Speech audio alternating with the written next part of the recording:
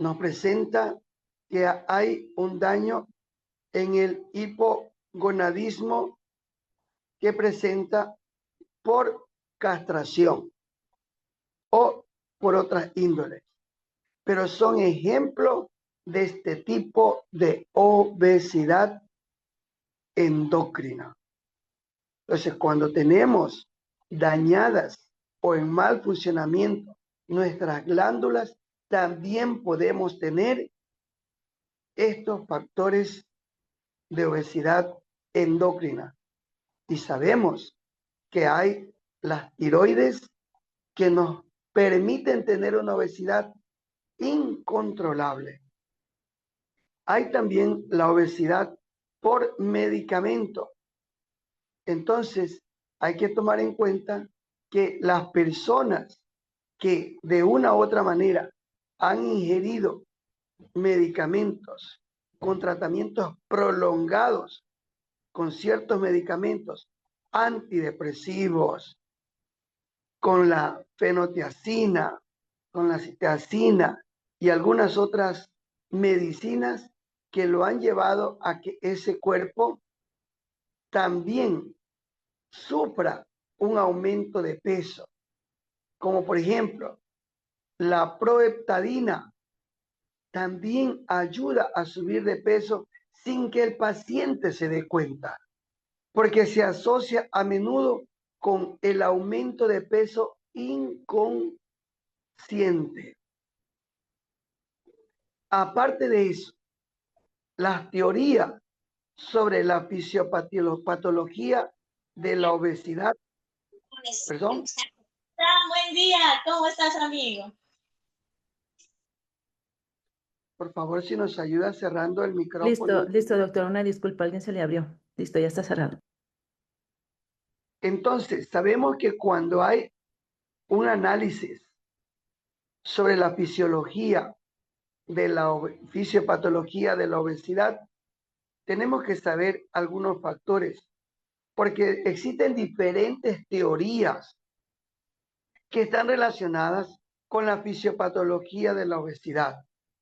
Por ejemplo, si las enumeramos, vamos a ver como primer punto que algunos grupos de investigadores han incorporado el concepto de ponderostato, que es un conjunto de mecanismos reguladores que intervienen para mantener las reservas energéticas y el peso corporal en torno a un valor relativamente estable.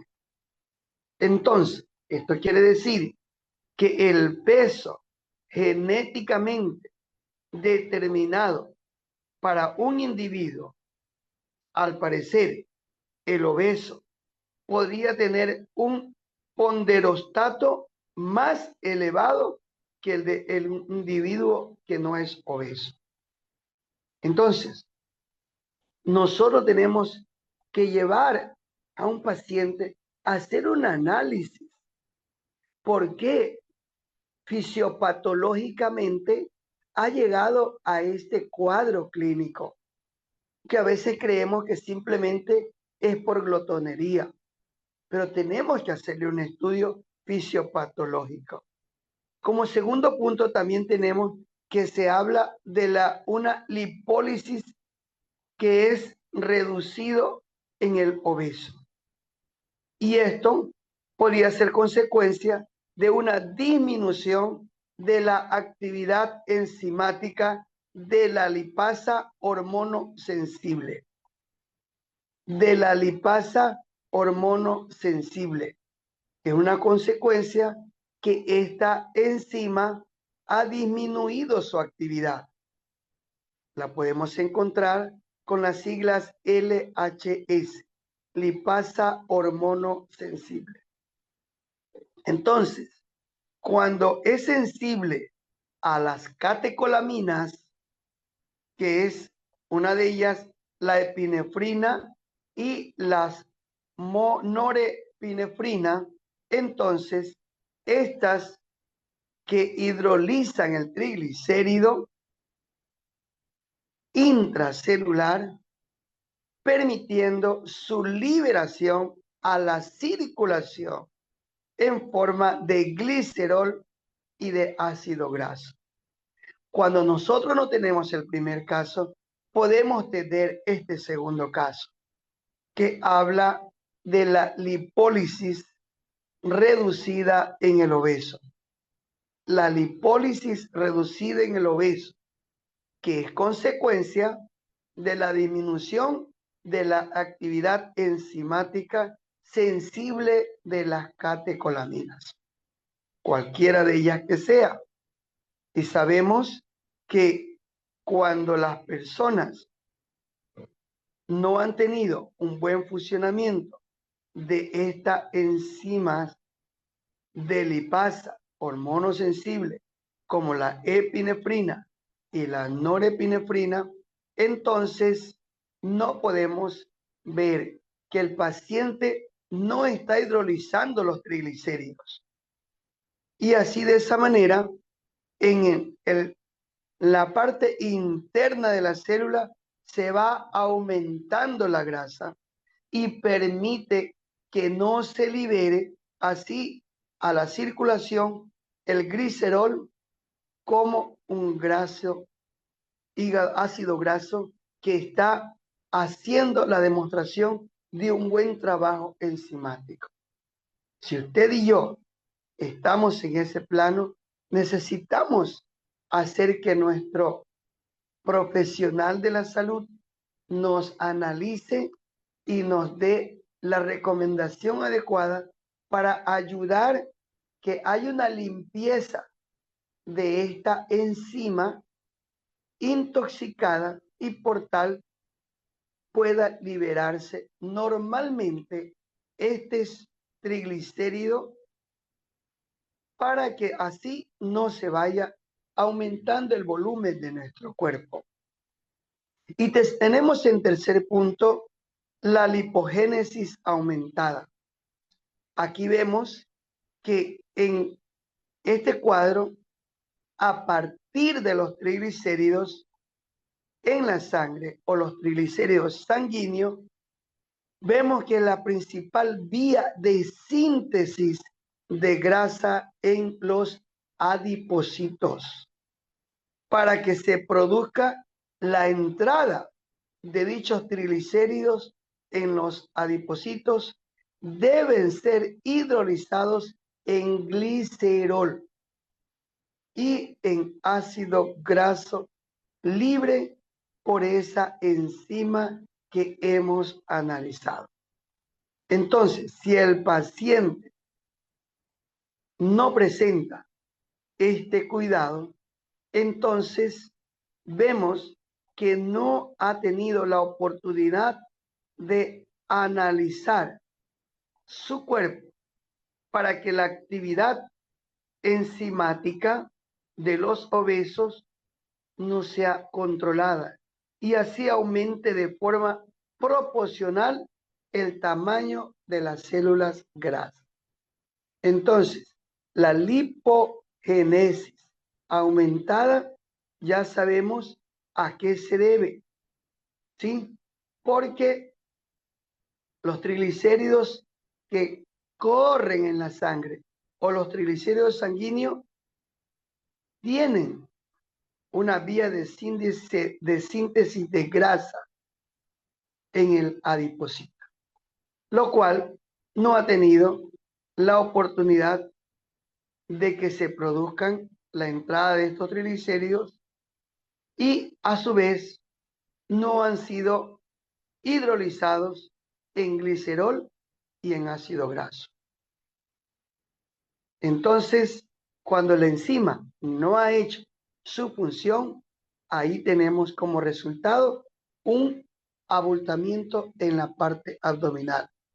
Tenemos también que como cuarto punto de este análisis, la termogénesis sin escalofríos reducidos nos presenta este análisis, que la termogénesis sin escalofríos es la capacidad del organismo para disipar la energía en forma de calor. Disipar la energía en forma de calor. Por ejemplo, en el estudio en las ratas, nos vemos que tiene lugar sobre todo en la grasa marrón. La grasa marrón se encuentra en muy poca cantidad en el ser humano adulto. Y su contribución en el gasto energético no está muy clara en el adulto. Entonces, la termogénesis de la grasa marrón provocada por la alimentación, el ejercicio físico, el frío, el estrés y algunas sustancias como la cafeína, la efedrina, es más débil en el obeso. Y esto, al parecer, tiende a transformar la energía alimentaria en una grasa corporal en vez de disiparla en forma de calor. Entonces, mucho cuidado cuando la termogénesis sin escalofríos reducido nos permite aumentar el volumen de nuestro cuerpo. Entonces, ¿cuál es el tratamiento de la obesidad frente a todos los innumerables tratamientos propuestos para los obesos? Entonces vemos así que por el momento se ha llegado a la conclusión de que el único realmente eficaz es la dieta controlada. En principio, lo que se intenta es conseguir un balance energético negativo. Un balance energético negativo. Es decir, que el aporte calórico debe ser inferior al gasto energético. El aporte calórico debe ser inferior al gasto energético del individuo. Este balance puede obtener de diversas formas, como también con diferentes tipos de dietas y con resultados parecidos en cuanto a la pérdida de peso. Si la persona toma en cuenta eso, que si antes consumía 5.000 calorías diarias y solo desgastaba 2.500 calorías, debe ir reduciendo la ingesta de estos alimentos ricos en kilocalorías, que no le va a ayudar a disminuir, así haga los ejercicios que haga. Por eso hay personas que hacen ejercicios y se mantienen su nivel de obesidad. Ahora, si lo único que pretendemos es conseguir un adelgazamiento, podremos utilizar cualquiera de las dietas sin tener en cuenta su composición. Pero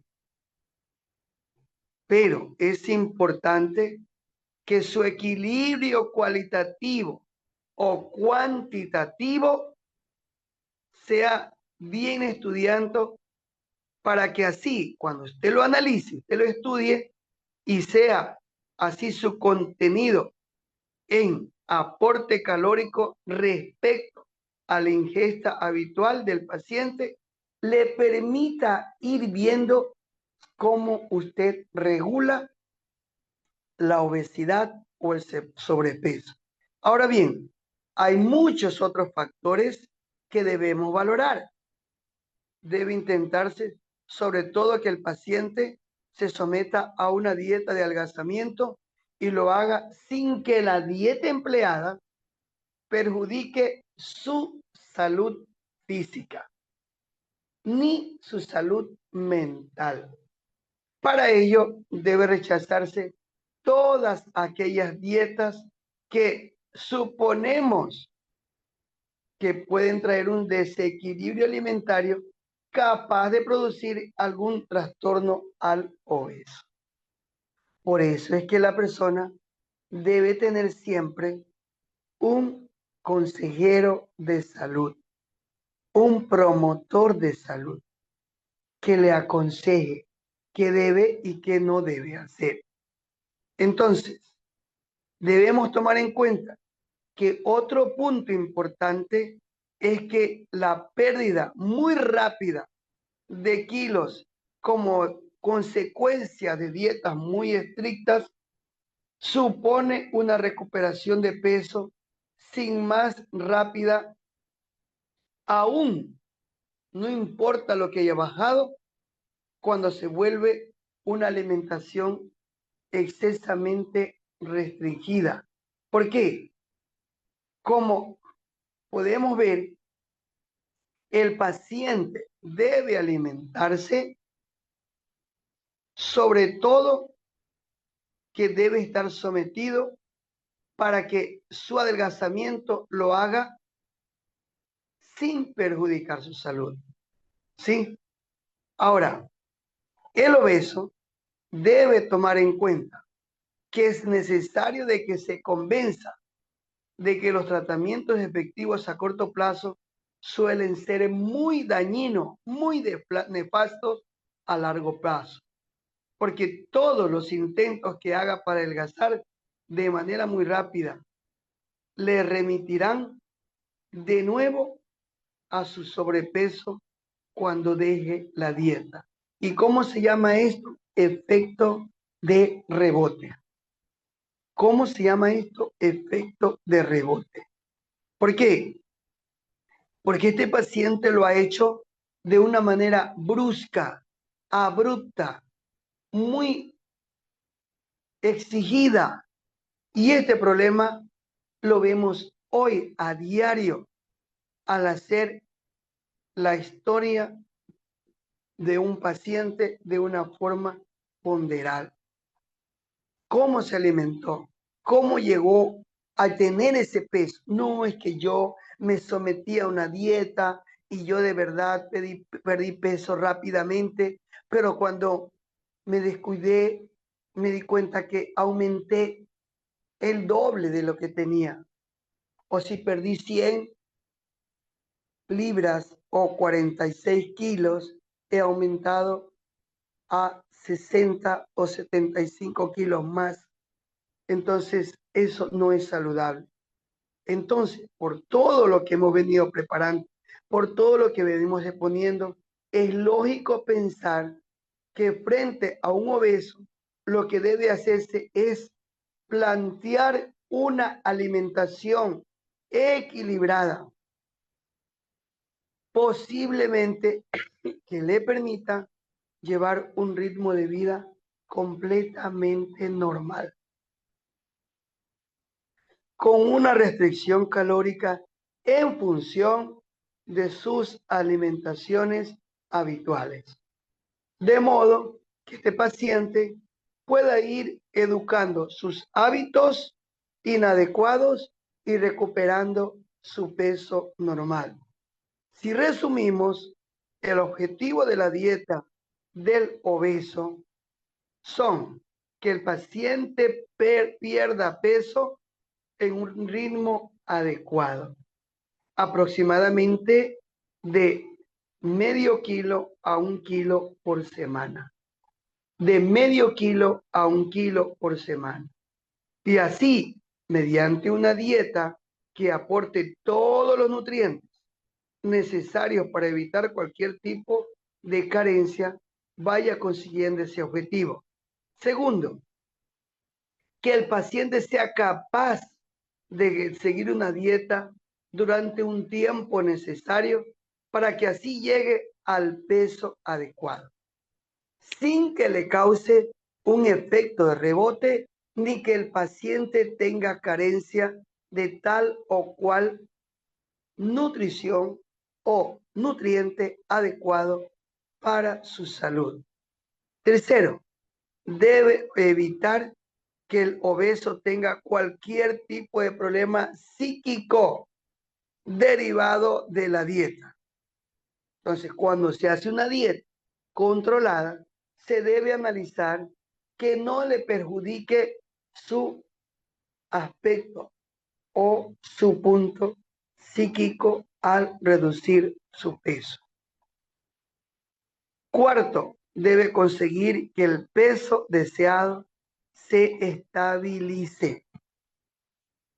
Debe conseguir que el peso adecuado se estabilice.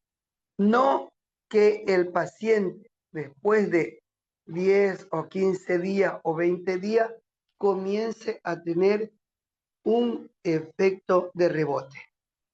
Entonces, esto es aconsejable para cuando queremos nosotros llevar un control adecuado en el peso que queremos alcanzar. Ahora, como podemos ver, también hay dietas hipocalóricas. ¿Cómo se entiende esto? Que la dieta hipocalórica nos presenta que para instaurar o para implantar una dieta correcta, es preciso conocer a fondo los hábitos alimenticios de este paciente. Entonces, ¿qué es necesario conocer, hermano? A fondo los datos del paciente para que éste pueda tener una alimentación adecuada sin que tenga un daño, porque hay que hacerle una historia clínica. Por eso es importante que lo haga con un control. Y para ello es necesario hacer una interrogación al paciente para conocer los hábitos, donde se ve detalladamente cómo se alimenta. Y en este interrogatorio debemos saber cómo y qué es lo que ese paciente hace habitualmente. Es decir, las circunstancias que hacen que este paciente coma de esta forma y no de una forma ordenada. No debe olvidarse que la alimentación está cargada de afectividad. La alimentación está cargada de afectividad. Una vez que hemos concluido con el interrogatorio, debemos conocer, por una parte, el comportamiento alimentario del paciente y por otra, el contenido energético aproximado de su alimentación cotidiana.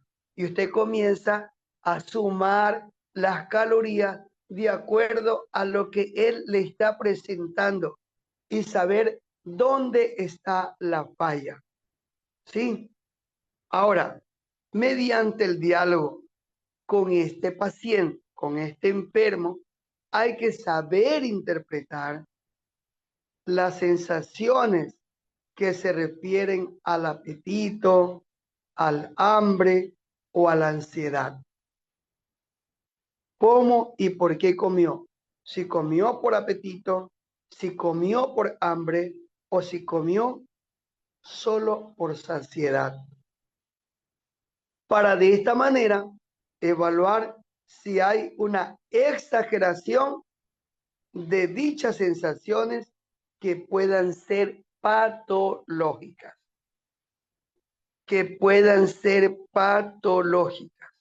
Entonces, el hambre, ¿a qué se refiere? El hambre es la necesidad de comer. El hambre es la necesidad de comer. No es específicamente de un alimento. Suele manifestarse con sensaciones de vacíos, gástricos, acompañado a veces con contracciones y también con irritaciones o con ansiedad. En cambio, el apetito es específico de una o de unos alimentos determinados. Por ejemplo, la persona dice, uy, me apetece un cake, me apetece un arroz con frijoles, una tarta con refritos, con guiso. Y así, eso es tener apetito, que es diferente al hambre. Cuando tiene hambre, la persona dice, dame lo que tenga, porque lo que tengo es hambre. Entonces, para que vayamos haciendo la diferencia entre tener hambre y tener apetito. Sí, hermanos.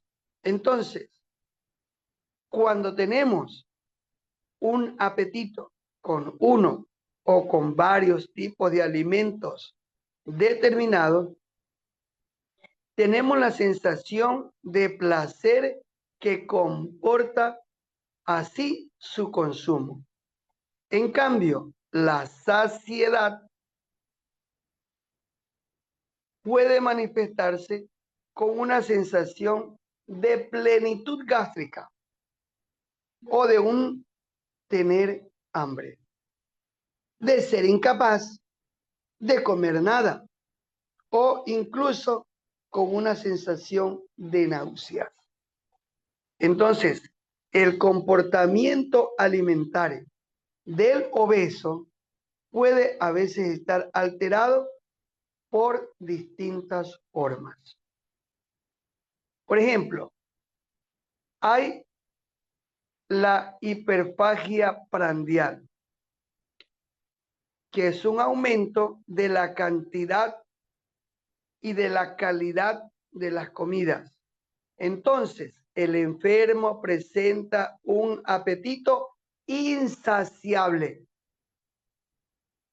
Esto es en el caso del gran comedor, que para tener una sensación placentaria necesita llegar a la plenitud gástrica, que con los consejos del Espíritu y Profecía dice que es impropio llenar el estómago a la saciedad.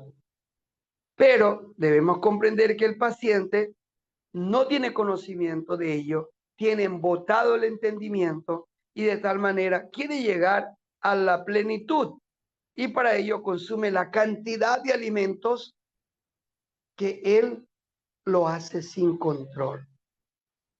Entonces, este es un trastorno propio del hombre y no suele aparecer en las mujeres. Los grandes comedores están orgullosos de lo que comen, así como de sus complacencias. No se sienten nunca culpables. No se sienten nunca culpables. ¿Sí?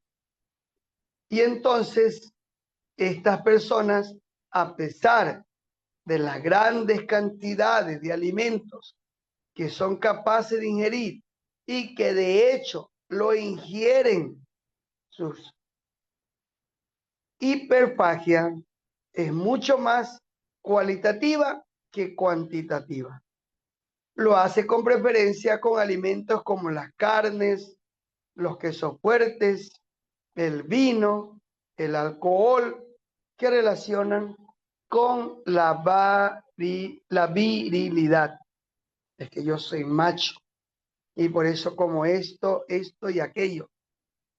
Soy el hombre fuerte, soy el hombre de la casa. Tráeme más de esto. Entonces, para ello, los alimentos están sexualizados. Dirás, ¿por qué? Pues si te das cuenta que el hombre se cree más hombre porque come estos tipos de alimentos y por eso los alimentos se han sexualizado. Es decir, que hay alimentos para hombres como el alcohol, las carnes, los vinos y etcétera. Y en cambio, las mujeres o alimentos para mujeres y alimentos para niños, como la leche, las verduras, etcétera, son las exclusividades. Comen más delicado. La mujer a veces cuida su estética y por ello busca alimentos clasificados. ¿Y qué dicen ciertos hombres? Sí, ya te pareces a esas Barbies, te pareces a esto, le dicen a sus compañeros de trabajo que están cuidando su alimentación. Entonces, por eso sabemos que hoy los alimentos los han sexualizado, ¿sí?